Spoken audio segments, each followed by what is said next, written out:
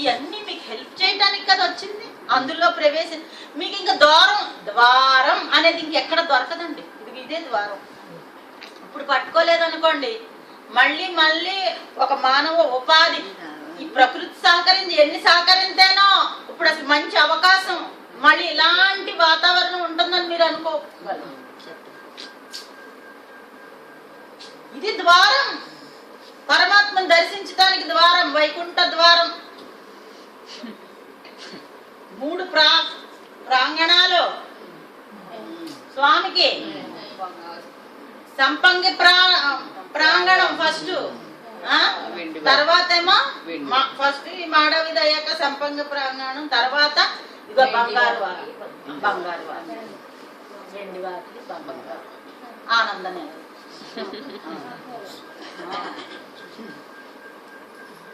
ఆ చుట్టే ప్రదక్షిణమే చేస్తున్నాం కానీ లోపలికి వెళ్ళలేకుండా.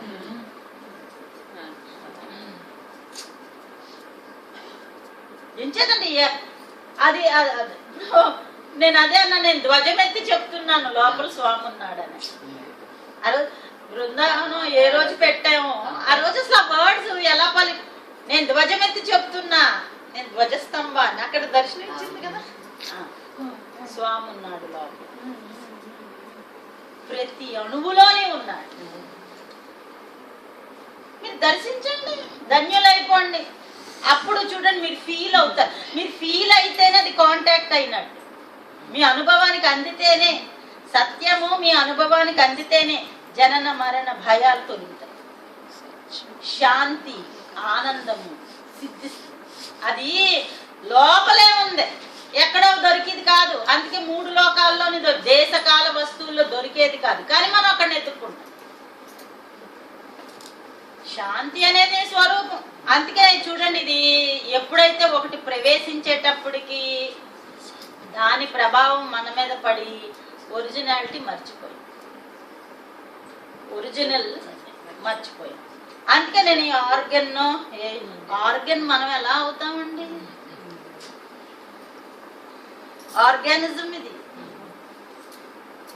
ఇవన్నీ పోగైనాయి ఇక్కడ. పోగైతే ఇప్పుడు మనం ఏం పోజేయలేదు చూసారా? ఈ టెక్నిక్ అంతా స్వామిదే. అందుకే ఇక్కడ అంతా సీక్వెన్స్ కనిపిస్తుంది అంటున్నాడు. క్రమం అది క్రియేషన్ లాగా చూపిస్తున్నాడు. చూపించాలి అని అంటే ఏం చేయాలి? ఒక క్రమం ఉండాలి కదా. అది మరి ఇదే సత్యం అంటే అసలు ఇదే నాలెడ్జ్ అంటున్నారు. ఇది తెలియాలి, అది కూడా తెలియాలి, స్వరూపం తెలియాలి. ఎప్పుడైతే స్వరూపం తెలిసిందో రిలేటివ్ ఫీల్డ్ ఉండదో. తెలిసేసుకున్నారు మీరు, రిలేటివ్ ఫీల్డ్ ఉండదు. ఎందుకంటే అది సత్యం కాదు. సత్యం అయితే పోదు. తయారైంది కొండ, అంతకు ముందు లేదు, ఇప్పుడు వచ్చింది ఫీల్డ్. లెక్క స్టార్ట్. ఏది నాశనం అవ్వదా? అదే వాచీలో టైం ఆన్ చేసి టక్ టక్ టక్ టక్ అని మొదల పుట్టాడా అన్నాడు, అక్కడి నుంచి స్టార్ట్. ఓహో అని ఏడుసిన స్టార్ట్, ఏడవకపోతే స్టార్ట్ లేదు. అందుకని ఏడుస్తూ స్టార్ట్ లెక్క మొదలు. మరి ఏమన్నాయితే అయ్యి బాబో ఇల్లు ఏడుతున్నాం మనం, అది నిజంకి అలా జరగదా? తట్టుకోలేము.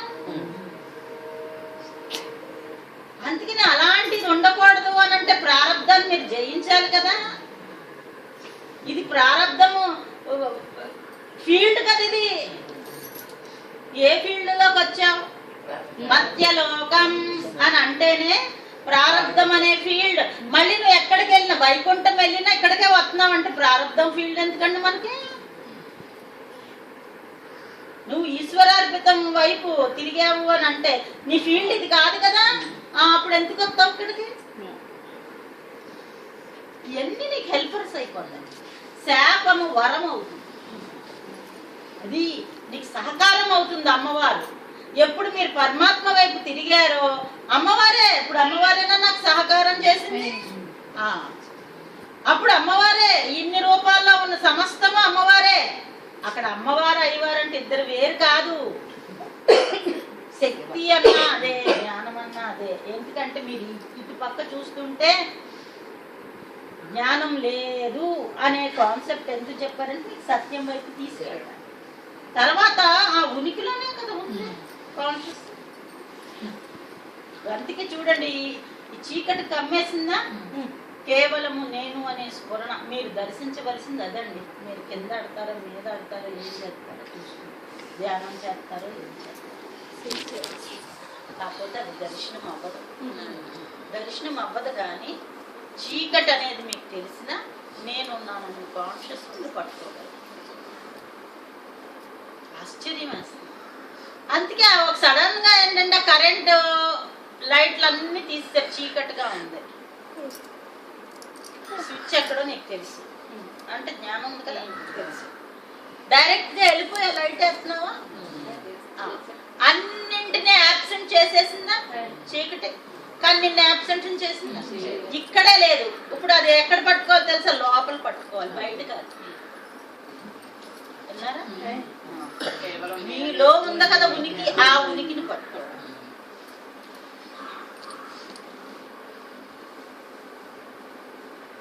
అందరం పరమాత్మ సామ్రాజ్యంలోనే ఉన్నాం. ఎందుకంటే తల్లిదండ్రులు ఆడలే. వాడు ఏ మతమోడ ఏదైనా సరే, మీరు మన పేర్లు పెట్టుకున్నా అంతే తేడా. ట్రూత్ అని అంటేనే అందరికీ ట్రూత్ అదే. అందుకే ట్రూత్ ఇస్ గాడ్. మీరు తెలియక మనం పలికే సత్యం అనుకుంటాం. ఎంత ఆశ్చర్యం. బాహ్యంగా మనం ఈ పలికే పలుకు కాడే లేకపోతే నీకు పవర్ రాదు, శబ్దానికి పవర్ రాదు. అందుకే త్రికరణ శుద్ధి అని అంటే వాక్ శుద్ధి. ఎందుకు, నువ్వేం పలికావో అది పవర్ఫుల్ గా ఉండాలి అని అంటే క్వాలిటీ కావాలి. అందుకే భగవద్గీత మీ మాట అవ్వాలని ఎందుకంటున్నాం అంటే మీరు పలికే పలుకు పవర్ఫుల్ అవ్వటం. చూసేది స్వచ్ఛమైనది అయితేనే మీ చూపు పవర్ వస్తుంది. త్రికరణ శుద్ధి, వాక్ శుద్ధి, శారీరక శుద్ధి, మానసిక శుద్ధి. భావాలు ఎప్పుడైతే ఉత్తమంగా ఉన్నాయో అప్పుడు మనసు శుద్ధి అవుతుంది. పనికి మాలని వస్తున్నాయండి ఆలోచనలు, పనికి వచ్చి వస్తున్నాయండి నన్ను అన్నామంటే కుదరదు.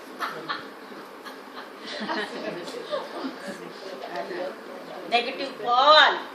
మీరు ఒక ఉద్యమం లాగా, ఒక వ్రతం లాగా, ఒక నోము లాగా అక్కడ పట్టాలి. బయటికి ఇవాళ నోమండి తాళ్ళు కట్టేసుకుని అమ్మ నాకు తాడు కట్టండి, నేను లోపల తాళ్ళు వేస్తున్నాను, బయట తాడు మీ మనసుకి వేస్తున్నాను తాడు.